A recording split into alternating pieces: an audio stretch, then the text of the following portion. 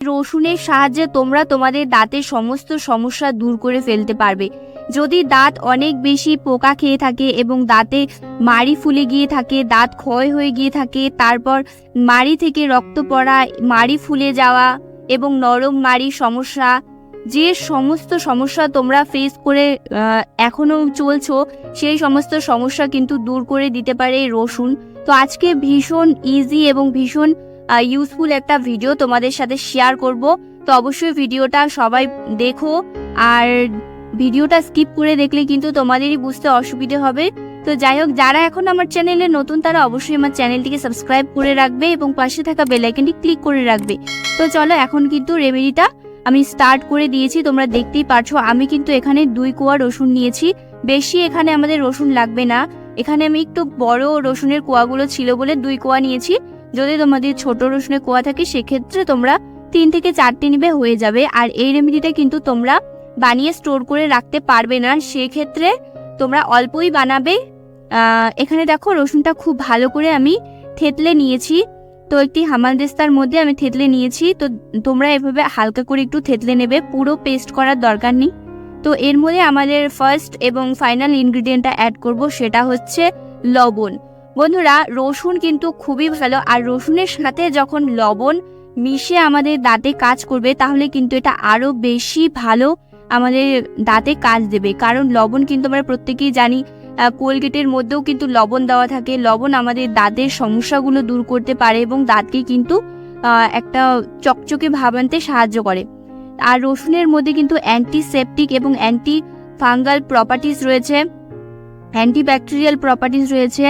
তো এরপরে আমি এখানে দিয়েছি কয়েক ফোঁটা লেবুর রস। লেবু কি করে, আমাদের দাঁতটাকে কিন্তু হোয়াইট করে এবং লেবুতে থাকা ভিটামিন সি আমাদের দাঁতের অনেক ধরনের সমস্যার সমাধান করতে পারে। তো এখানে আমি দিয়ে দেব কোলগেট। তো তোমরা এখানে যে কোনো কোলগেট ব্যবহার করতে পারো। আর হ্যাঁ, যাদের লেবু মানে ইউজ করার ফলে দাঁতে কিন্তু ঝিনঝিন হয়, দাঁতের সমস্যা হয়, তারা কিন্তু এখানে লেবুটা স্কিপ করে দিতে পারো, হোয়াইট ভিনেগার তোমরা ইউজ করতে পারো।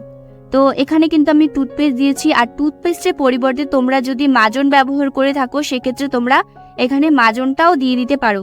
আর যে কোনো তোমরা এখানে টুথপেস্ট দিতে পারো, হোয়াইট টুথপেস্ট হলে কিন্তু খুব ভালো হয়। এই হোয়াইট টুথপেস্টটা কিন্তু খুব তাড়াতাড়ি রেজাল্ট দেয়। এমন না যে অন্য টুথপেস্ট রেজাল্ট দেবে না, প্রত্যেকটাই টুথপেস্ট কিন্তু ভালো রেজাল্ট দেবে। তো এখানে আমি টুথপেস্টটা দিয়ে মিক্স করে নিয়েছি ভালো করে। তো আমাদের রেডি হয়ে গিয়েছে ফার্স্ট স্টেপটা। তো এখানে আমি ফার্স্ট স্টেপটা করে তোমাদের দেখিয়ে দিই। তো ব্রাশের মধ্যে হালকা করে লাগিয়ে নিয়েছি, জাস্ট অল্পই লাগিয়ে নিয়েছি। তারপর খুব ভালো করে আমি কিন্তু ম্যাসাজ করে নেব। তোমরা কিন্তু এটা আঙুলের সাহায্যে করতে পারো। যাদের দাঁতে অনেক বেশি ব্যথা এবং দাঁতে অনেক বেশি মাড়িতে ব্রাশ লাগানোর ফলে ব্যথা হয়, তোমরা কিন্তু হাত দিয়েও করে নিতে পারো এই কাজটা। তো যত ভালো করে তোমরা ম্যাসাজ করবে তত ধীরে ধীরে কিন্তু দাঁতটা খুব পরিষ্কার হয়ে যাবে। তোমরা দেখতেই পারছো, প্রথমবার আমি কিন্তু ব্যবহার করেই কিন্তু খুব ভালো রেজাল্ট পেয়েছি।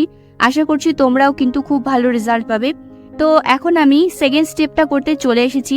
সেকেন্ড স্টেপটার জন্য আমাদের এখানে লাগবে একটু লবঙ্গ। তো এখানে আমি 1 কাপের মতো জল গরম করতে বসিয়ে দিয়েছি। এর মধ্যে আমি দিয়েছি 4-5টা লবঙ্গ এবং এর মধ্যে দিয়ে দিলাম একটুখানি হাফ চামচের মতো লবণ। এই লবঙ্গ এবং লবণ এই দুটো আমাদের দাঁতের দুর্গন্ধটা দূর করে দেবে। তো দেখো, অনেকেরই কিন্তু দাঁত পরিষ্কার হয় বাট দুর্গন্ধের জন্য কিন্তু মানুষের সামনে যেতে পারে না। যাদের এই সমস্যাটা হচ্ছে তারা কিন্তু এই যে স্টেপটা, নেক্সট স্টেপটা, এটা কিন্তু তোমরা রোজ রাতে ব্যবহার করতে পারো।